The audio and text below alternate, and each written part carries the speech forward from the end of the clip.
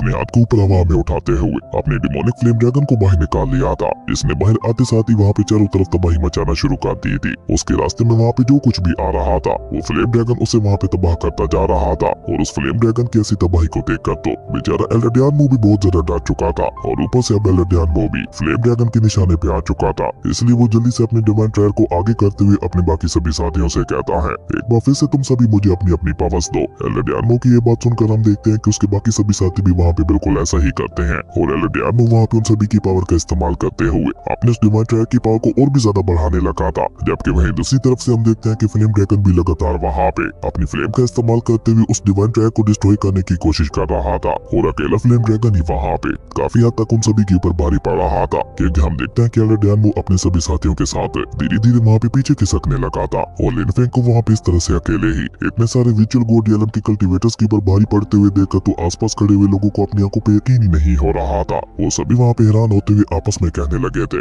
आखिर ये लिन फेंग है क्या चीज है जो इसे यहाँ पे इतने सारे विचुअल गोड रियलम के कल्टीवेटर्स मिलकर का इस्तेमाल करते हुए अपने फॉरबिडन फ्लैग्स को बाहर निकाल लिया था, जिनका इस्तेमाल करते हुए लिन फेंग वहाँ पे गोड लेवल फॉर्मेशन को भी एक्टिवेट करने लगा था। असल में ये वही गोड लेवल की फॉर्मेशन थी जिसे लिन फेंग ने उस मिस्टीरियस मास्क वाले कल्टीवेटर से छीना था और उसी गोड लेवल फॉर्मेशन का इस्तेमाल करते हुए लिन फेंग ने वहाँ पे एल्डरडियानो के साथ साथ उसके बाकी सभी साथियों को भी अपने उस फॉर्मेशन के अंदर ले लिया था। जिसके बाद लिन फेंग अपनी उसी गोड लेवल फॉर्मेशन का इस्तेमाल करते हुए उन सभी के ऊपर उस गोड लेवल फॉर्मेशन का पावरफुल प्रेशर डालने लगा था, जिसके चलते हम देखते हैं कि एल्डरडियानो के साथ साथ उसके सभी साथियों की हालत भी वहाँ पे खराब होने लगी थी। इवन एल्डरडियानो तो वहाँ पे चिल्लाते हुए गुस्से से लिन फेंग से कहते हैं, आखिर तुम यहाँ पे ये क्या करने की कोशिश कर रहे हो? मैं होली आइलैंड के एक एल्डर हूँ। तुम जानते भी हो कि अगर तुमने यहाँ पे मुझे चोट पहुंचाने की कोशिश की तो तुम्हारा यहाँ पे क्या अंजाम होगा। एल्डरडियानो की ये बात सुनकर लिन फेंग वहाँ पे कोल्ड टून में उनसे कहता है, ये तो आपको मेरे ऊपर अटैक करने से पहले सोचना चाहिए था। वैसे तो आप खुद को एल्डर कहते हैं और यहाँ पे गुनहगारों को सपोर्ट कर रहे हैं। और ये कहकर लिन फेंग ने अपनी इस गोड फॉर्मेशन का इस्तेमाल करते हुए सारा और प्रेशर वहाँ पे एल्डरडियानो के ऊपर ही डाल दिया था, जिसके इम्पैक्ट की वजह से हम देखते हैं कि धीरे धीरे एल्डरडियानो की बॉडी वहाँ पे जलने लगी थी। और देखते ही देखते लिन फेंग ने अपनी उसी गोड लेवल की फॉर्मेशन का इस्तेमाल करते हुए एल्डरडियानो को वहाँ पे पूरी तरह से खत्म कर दिया था। जो देखकर तो एक पल के लिए उसके तीनों साथी भी वहाँ पे बहुत ज्यादा डर जाते हैं, पर उसी के साथ साथ अपने साथी को इस तरह से मरते हुए देखकर उन्हें वहाँ पे लिन फेंग के ऊपर बहुत ज्यादा गुस्सा भी आ रहा था। इसलिए वो सभी मिलकर लिन फेंग को वहाँ पे धमकी देते हुए कहते हैं, तुमने होली आइलैंड के एल्डर को मारने की गलती की है। तुम जानते भी हो कि होली आइलैंड कितना ज्यादा पावरफुल और खतरनाक है। होली आइलैंड के अंदर एक ट्रू गॉड भी मौजूद है जो कि सिर्फ अपने ऑरा प्रेशर से ही तुम्हें खत्म कर सकता है। तो क्या ये सब जानने के बावजूद भी तुम्हें यहाँ पे डर नहीं लग रहा? जिस पे लिन फेंग उन्हें वहाँ पे कोल्ड टून में जवाब देते हुए कहता है कि जो लोग अच्छे और बुरे में फर्क करना नहीं जानते, मुझे ऐसे लोगों से बिल्कुल भी डर नहीं लगता।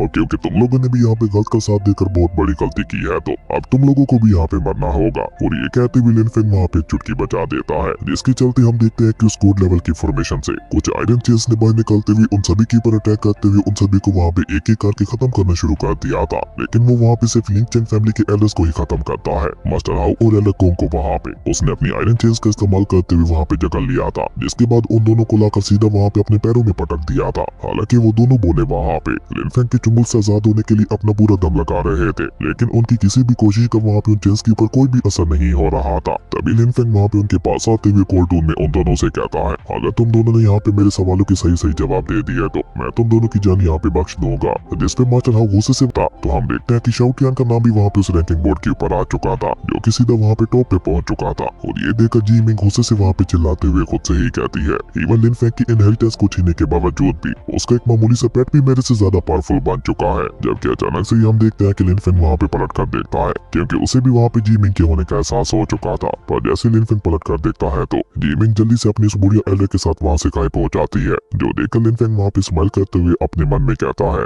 अब जब हम सभी लोग यहाँ पे आ चुके हैं तो हमारा आमना सामना होना तो तय है, पर जिस दिन दोबारा हमारा आमना सामना होगा मैं तुमसे वादा करता हूँ कि वो तुम्हारी जिंदगी का सबसे बुरा दिन होगा। उसके बाद सीन चेंज होता है, हमें लिन फेंग की विला का सीन दिखाया जाता है, जहाँ वो लिन यू से कुछ इन्फॉर्मेशन लेने के लिए उसे भी अपने रूम में ले आया था और उसे वहाँ पे चाय भी सर्व कर दी थी। जो देखकर लिन यू वहाँ पे उसे सवाल करते हुए पूछता है, तो बताओ लिन फेंग तुम मुझसे क्या जानना चाहते हो? जिस पे लिन फेंग भी सीधा सीधा वहाँ पे उसे सवाल करते हुए पूछता है, क्या आप मेरी मॉम के बारे में कुछ जानते हैं? जिस पे लिन यू वहाँ पे लिन फेंग से माफी मांगते हुए कहता है कि मुझे माफ करना, वैसे तो तुम्हारे पिता लिन ज़ाओटियान को स्पिरिचुअल रियलम के अंदर ऑलमोस्ट हर कोई जानता है, लेकिन उनकी शादी के बारे में किसी को कुछ भी नहीं पता, वो अभी तक भी एक मिस्ट्री ही है। अब लिन यू की ये बात सुनकर हम देखते हैं कि लिन फेंग वहाँ पे काफी ज्यादा उदास हो गया था। जो देखकर लिन यू उससे कहता है, पर जहाँ तक मेरा अंदाजा है एक